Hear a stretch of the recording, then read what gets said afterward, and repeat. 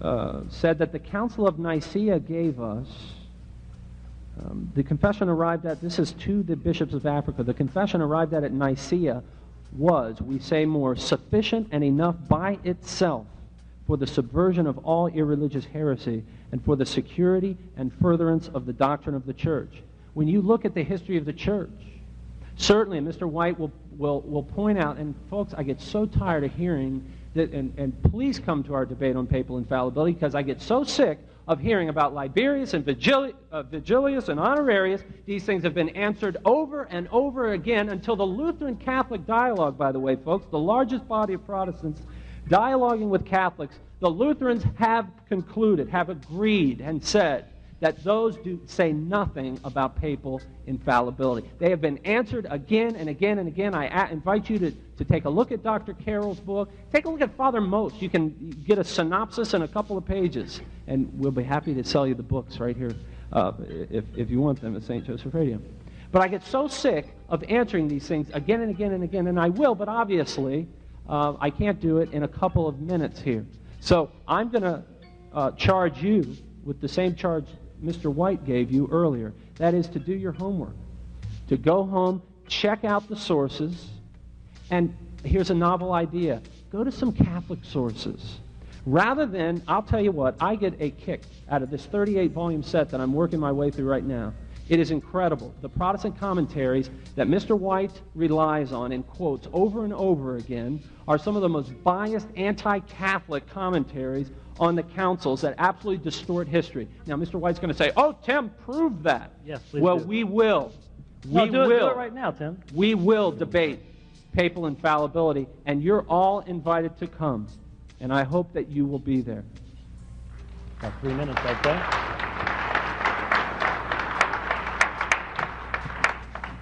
I would never accuse someone of misrepresenting things without being able to back up what I say.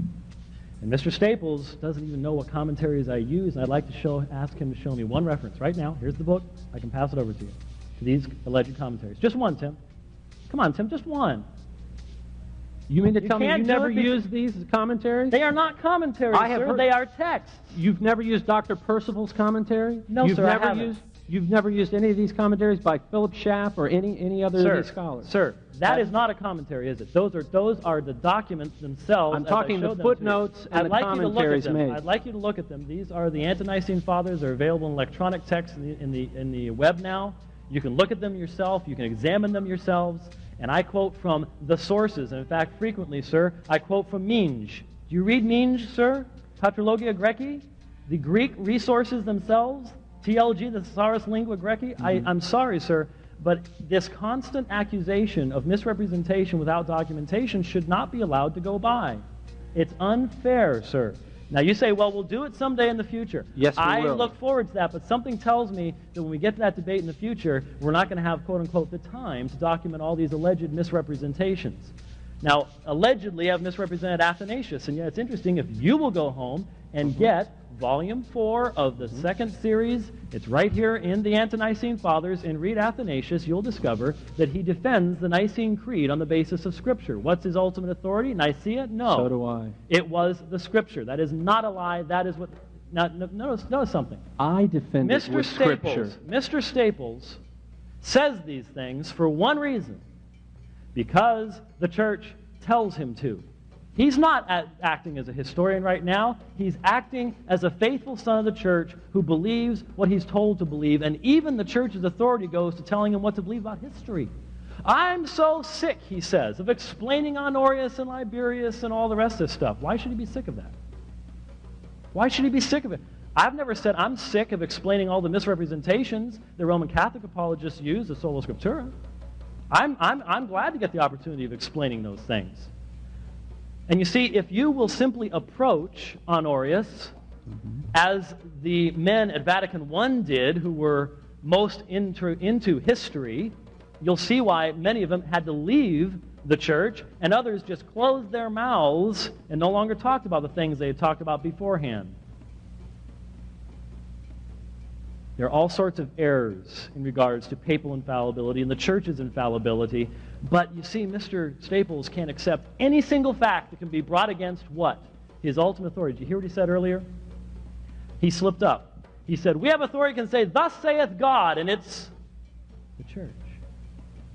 If you say, thus saith God, that makes you the ultimate authority. He just proved sola ecclesia. He just proved my accusation.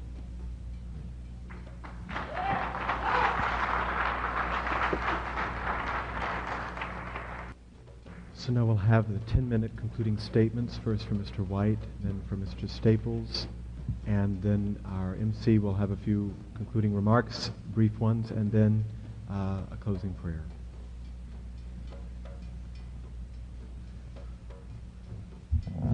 I would like to immediately end the rumors that there is going to be a wrestling match between myself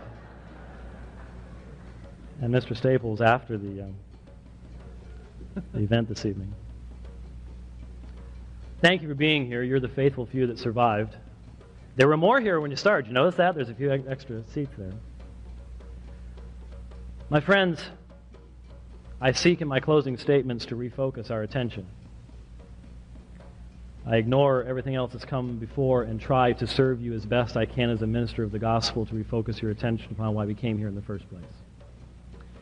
Many today seek what I call the infallible fuzzies, the warm, content feeling, a feeling you have infallible truth and everybody else is wrong except you, and you've been told by this authority to believe these things. They want the infallible fuzzies. Yet every one of us sitting here this evening, and even those who left, is a fallible human being. He may say he can prove things beyond a shadow of a doubt, but he's fallible too. We are all fallen human beings capable of making mistakes in our decisions and our actions. I point out yet again that the decision that Mr. Staples made to embrace the ultimate authority of Rome was a fallible decision. There are many who offer you infallible certainty. Rome, Salt Lake, Brooklyn. That's where the Jehovah's Witnesses are headquartered. But the decision to follow any one of these ultimate authorities is yours, and it's a fallible one.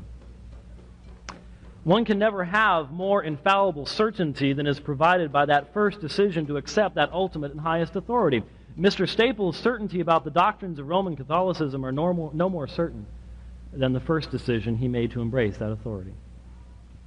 You may say, but Mr. White, you told us to be fair. You told us to apply the same arguments to both sides. You too have your ultimate authority. You have chosen the Bible. That's correct. You're right, and I'm upfront about it. The difference, however, between Mr. Staples